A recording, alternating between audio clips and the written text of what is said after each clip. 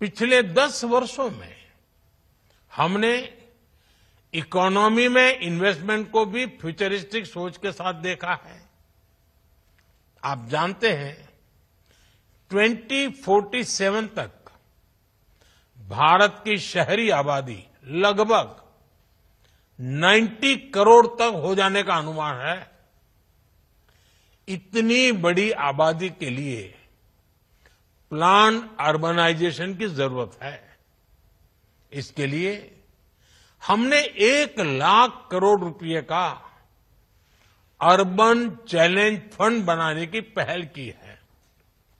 इससे governance, infrastructure और financial sustainability पर फोकस किया जाएगा और प्राइवेट इन्वेस्टमेंट भी बढ़ेगा। हमारे शहर sustainable urban mobility, digital integration और क्लाइमेट रेजिलियंस प्लान के लिए जाने जाएंगे। हमारे प्राइवेट सेक्टर को, खासकर रियल स्टेट और इंडस्ट्री को प्लान अर्बनाइजेशन पर फोकस करना चाहिए। साथियों, हमने इस बजट में 10,000 अतिरिक्त मेडिकल सीटों की घोषणा की है।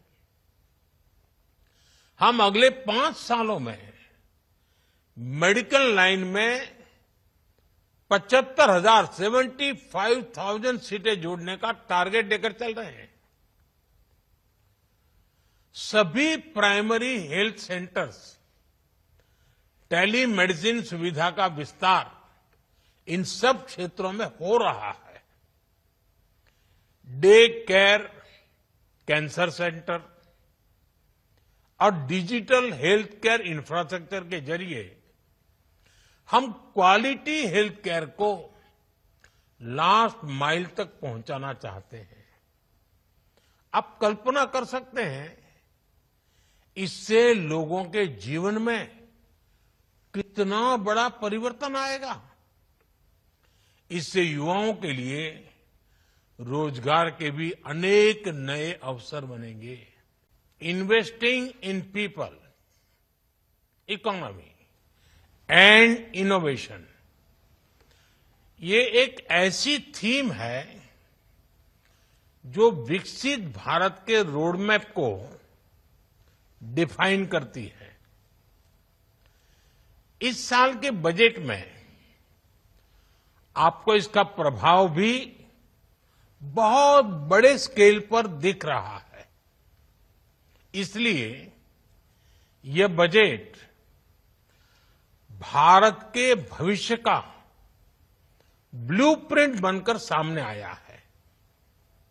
हमने इन्वेस्टमेंट में जितनी प्राथमिकता इंफ्रास्ट्रक्चर और इंडस्ट्रीज को दी है, उतनी ही प्राथमिकता पीपल, इकोनॉमी और इनोवेशन को भी दी है। आप सब जानते हैं कैपेसिटी बिल्डिंग और टैलेंट नर्चरिंग ये देश की प्रगति के लिए फाउंडेशन स्टोन का काम करती है। इसलिए अब विकास के अगले चरण में हमें इन क्षेत्रों में और ज्यादा निवेश करना है। इसके लिए हम सभी स्टेक होल्डर्स को आगे आना होगा।